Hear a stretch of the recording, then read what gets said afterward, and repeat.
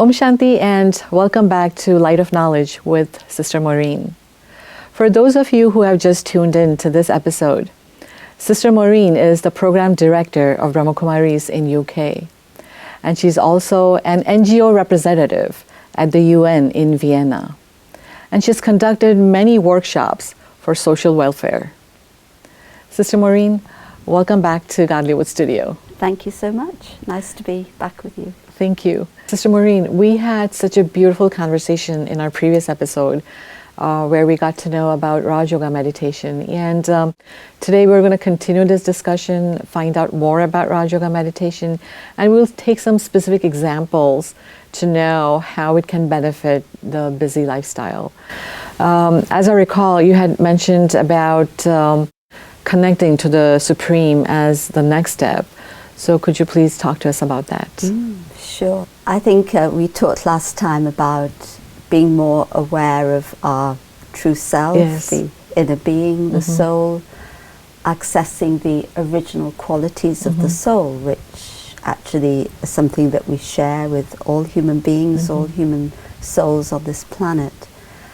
But we also know that when we really try to access those, release those qualities, use them, as we've mentioned so often, the challenges come and then things get compromised, we feel a little bit weak. So we really do need a lot of inner strength. And so that's where the connection with the divine, with the Supreme, really comes into play.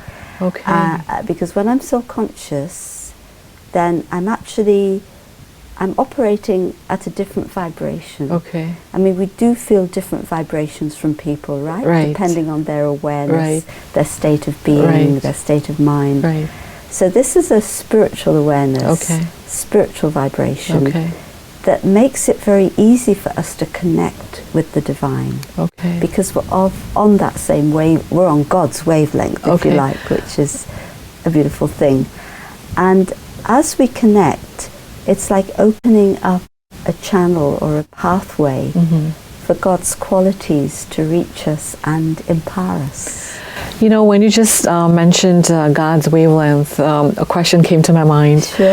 We're here so caught up in our daily life.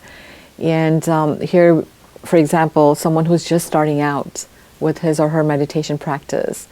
And when you think of God, you know, the Supreme Being, it's like unimaginable, like what wavelength God is at.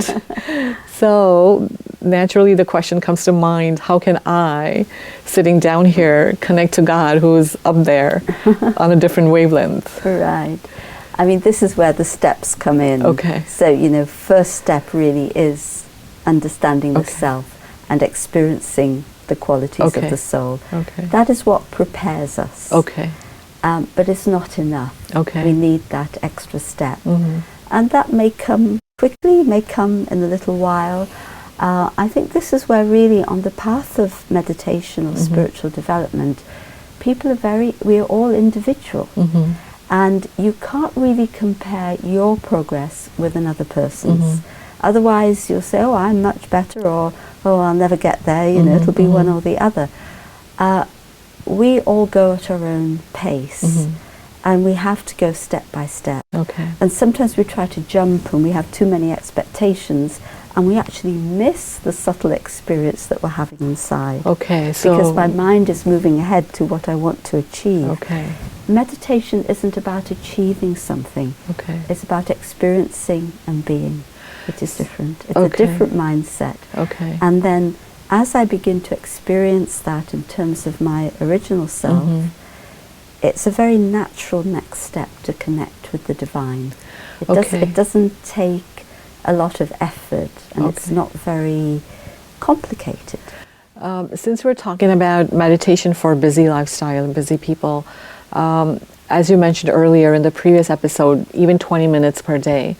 Now, to me, it almost sounds like if I'm going to take several months to not even use the word finish, but several months to complete or several months to achieve the first step, so be it, right? Because you're talking about not rushing into the next step. So if I can give you, I'm a busy person, I can give you just 20 minutes of my time, then how can I truly use those 20 minutes in a way that's going to benefit me to even understand who I am? So first of all, you're not giving me 20 minutes of your time. You're giving it to yourself. Myself. That's important. That's very true. Important. Yes, that's a very important thing. And yes, it's very good to take up a course of meditation so that you understand the basics. Okay. And of course, we have our centers, but now we also have things online, which is great. Okay. So, everything's available. Right. So yes, I would recommend that. But then I'm thinking about daily practice. Okay. And the important thing is to start the day in the right way. Okay. And so those 20 minutes, if they're spent at the beginning of the day, focusing my mind, experiencing my qualities, experiencing the connection, it has a huge influence on the rest of the day. Okay. And so it requires a little bit of sacrifice to get up at least 20 minutes earlier. If not, you want to freshen up and whatever. Of course, as you go on, I know people like to get up even earlier, spend more time. They really value that early morning Once time. you get the taste of it. Once you get the taste of it, yes. And so giving yourself that time, and then it's like you can't miss it. You want it, you look forward to it. If you don't do it, it's like, you haven't eaten or, and think of the contrast of the beginning of the day, starting the day mindfully, consciously, with some wisdom, with some spiritual study, with some reflection, with meditation, then going into your day. Or starting the day with alarm, oh my God, got to get out, get dressed quickly, shower, dressed, grab a cup of coffee, off you go. Now, which day is going to be more productive? My meditation. Of course. Yes. So it really does make sense to do that. And the thing is, I owe it to myself. And this is part of valuing the self and loving the self. Is giving the self this kind of time. But then throughout the day, I need the top-ups, right? And this is where I love this concept of just taking a minute or taking a pause. A pause can do everything. So the phone goes, right? And you don't know who's on the other end of the phone. Could be somebody offering you something nice, could be somebody who's irate, or whatever. So I just go, pick up the phone, then I'm not prepared. But pause. Again, makes the world of difference. And that pause doesn't take time. It's a second, 2 seconds. But what do you tell yourself during the pause? Nothing. You just say, pause. Oh, okay. Wait. Okay. Then. Okay. To put that little bit of gap between you and the action. And that makes a difference. It allows you to then consciously respond instead of just reacting. Respond versus react. And this is something I found, say somebody gets angry with you. I'm sure nobody gets angry with you. Oh, it happens a lot, believe me. That happens to all of us. But how do we respond? We tend to respond in the same way that the person's interacted with us. Now, how useful and productive is that? Not at all, actually. One person's upset, now 2 people are upset. What's the point? So this is where the pause, I'll say, okay, how can I respond? And I will respond in a different way to the way the person was talking to me. I like to tell this story of when at one point I was going home from our center. I live a few minutes walk away, and somebody came up to me, somebody I've known for a long time, and something had bugged them and they were quite angry with me. And they said, you do this, you do this, you do this. Of course, nobody's perfect. And I just listened, and I just really in a second decided I'm going to keep in my heart the love that I've always had for this person. I'm not going to let it be compromised. So I listened respectfully and went on, stopped. I said, okay, good night. I didn't try to justify myself. I walked home. Then I reflected and I thought, okay, one of the things he's saying is right. Okay. And I need to change that behavior. Okay. And the other two things I think are more a projection. I could see that clarity. Right. But I kept the love. Next day, I was in my office, and I have a little office off the main office, and I could hear the same person came in. I didn't hear what he said, but I knew from the tone it was, you know, the same stuff. After he left, someone popped their head round the door. Did you hear what so-and-so was saying? You know, normally, well, what did they say? Right. I said no, and I don't need want to know. Right. I felt very free, actually. This is the thing. Meditation makes you free. Which is, I love freedom. Yeah.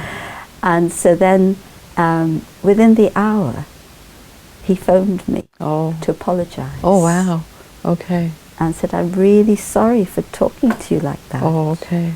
But because I hadn't kept anything in my heart, I was able to say, it's okay, forget it, no problem. Let's do our best. And no tension in the relationship afterwards. Never went back to it. What a wonderful place to be. I mean, if we could all be like, you know, so stable in the face of anger from the other person. Yeah, because if somebody's angry, they appear strong, but they're actually weak. Right. And so I need to give them, they need love. You know? Right. I don't mean that in a patronizing, condescending way, but genuinely, what should come from my heart for that person that will be the most helpful, not just for them, but also for me. Right, very true. Otherwise, I burn up with anger. Exactly. I waste my energy. Exactly. Anger wastes a huge amount of time and energy. And, you know, it's like a give and take. We're not even gaining much energy. But if we lose more than we're gaining, then we're just going to be like, you know, empty. We're depleted, and then the next situation comes, I'm just helpless. You know, I just come into my reactions and my emotions. You know, I was thinking, is it possible to, like, say I depleted, I got angry. This person got angry at me, I got angry at him or her. I depleted my energy. And maybe within the next 15, 20 seconds, I realized, oh my God, you know, I reacted. Is it possible to come back to our natural state? Definitely. As soon as we have that realization, we need to stop. Okay. And then say, okay. And then at that point, you come back to your equilibrium. Okay.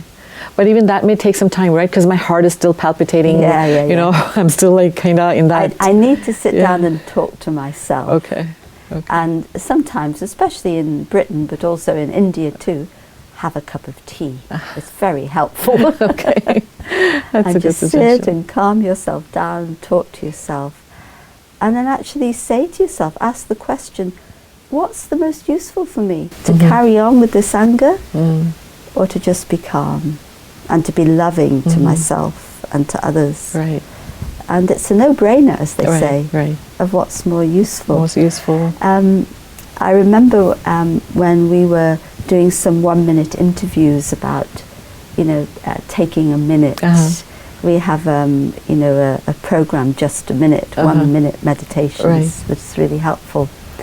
And it was somebody who's actually a religious leader and a great scholar, lovely person. And he told a very lovely story. He said that, and he's an expert in dialogue, right? Okay. So he had to give a talk, and he was rehearsing it with his wife. And so he was talking, and she wanted to interrupt him to say something. And suddenly, you know, and he ignored her, and then he said, "Don't interrupt me when I'm talking about dialogue." Okay. And then he realized what he said. What did you do? Yeah. And he stopped for a minute. And then he said, that minute changed my marriage. Wow. Wow. How interesting. So he saw how he was contradicting himself and how he was relating to his wife. Right, right. And he said, what am I doing? Right. So that realization, so it wasn't some crisis, but it was just, he realized what's going on here. Right, right. So that moment of stopping, that moment of pause, and actually, yes, we can just be calm and pause, but then I come back to, I'm a being of peace. So this itself is a meditation practice, right? I mean, we are talking about meditation for busy people. Yes. And even these 1 minute gaps or pauses, as you call them, that is meditation in itself. So it doesn't really have to be something very big or, heavy. Something simple as this is meditation. Exactly. Okay. And, people have a lot of responsibilities. Right. Maybe they're managing many others or projects or whatever. I know myself, sometimes it can get overwhelming, what to do first. People come and they have their demands, people come in and one person wants this, another person wants that. What do you do? Right, right. And I know for women who take on these roles, often there's also the role at home as well. Sure. It's never just one. Right. But also, for many men, they do a very good role at home. So I'm happy to see all these role reversals happening now in the world, which is great in society. Right. But again, I need to take a little bit of time to clarify my mind. Okay. Now, I know I'm working on a particular project at the moment, and it's got to a point where people are sending me emails.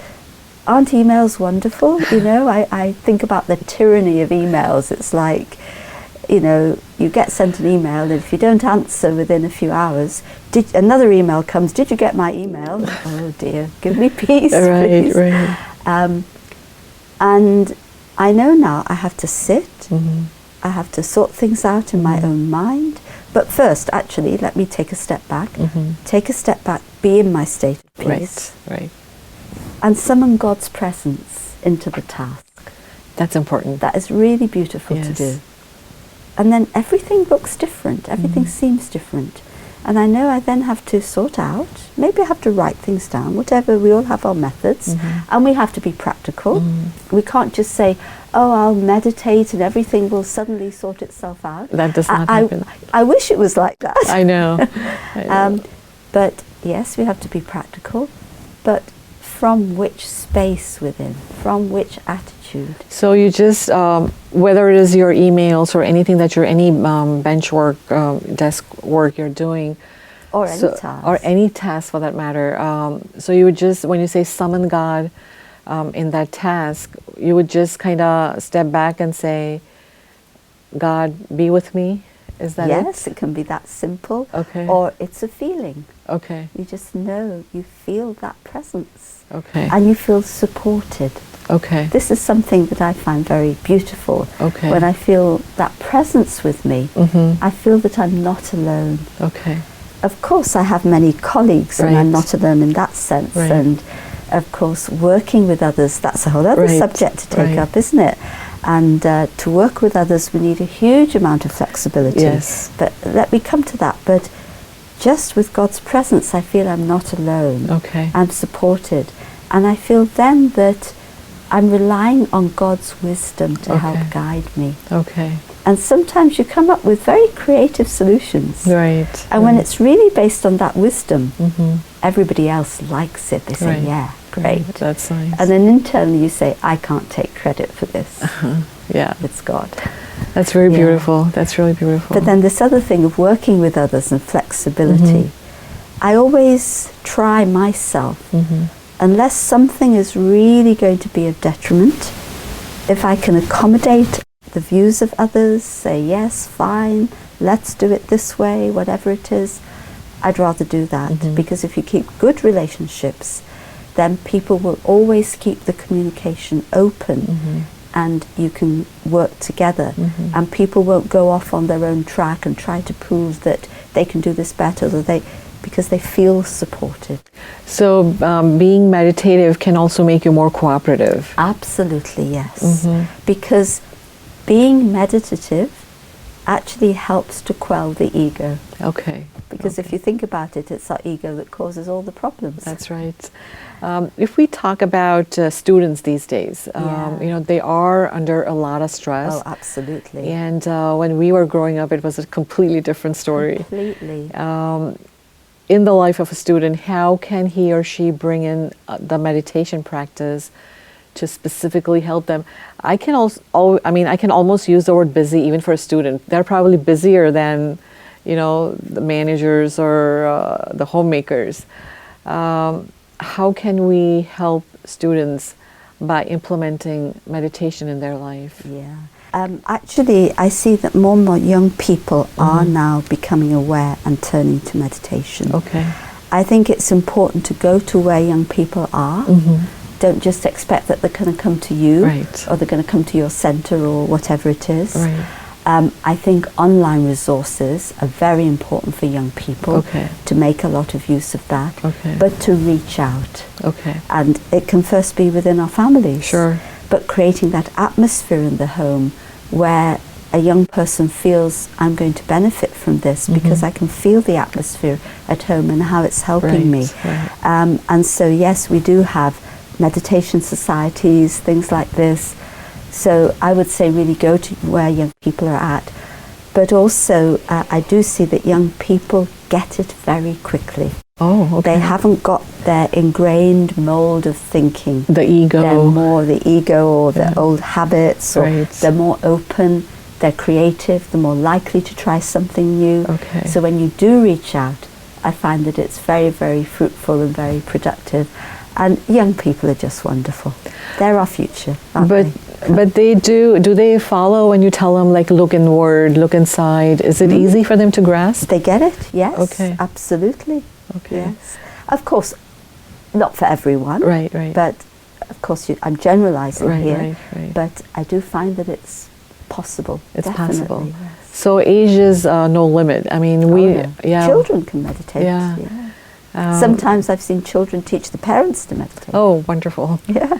That's really good to know, because the normal belief is you have to be a certain age to understand meditation, to be able to meditate. But in your experience, it's just the reverse. So that gives a lot of hope, I'm sure, to our young viewers out there, or their parents. Of course, children come with their parents, Right, not right. on their own. But Right. yes, children are able to do that. Yeah. Right. Yeah. Didi, thank you so much once again for sharing all these wonderful, wonderful thoughts with us. And we would like to have you back with us again, because we have a lot more questions for you. So we look forward to seeing you again in our Godlywood studio. Thank you so much again. Very lovely to be with you. Thanks you. for your questions. Thank you. Thank you. Didi had such wonderful tips for us today. Meditation is important in our busy lifestyle. 20 minutes in the morning and the rest of the day in a meditative lifestyle. And how do we do that? Just few easy steps. Pause for a second before answering that phone. Before starting any job, bring God in your life. Experience His presence, and the task will then get faster and sooner and more efficient. Meditation can also be practiced by youngsters. Age is no limit. So introduce meditation to your children today. And as Didi mentioned, you can go to the center close to you. There is a lot of online help that is available these days. So either way, make it your goal to have a meditative lifestyle. With these words, we thank you all for watching us. Until our next episode, take care and Om Shanti.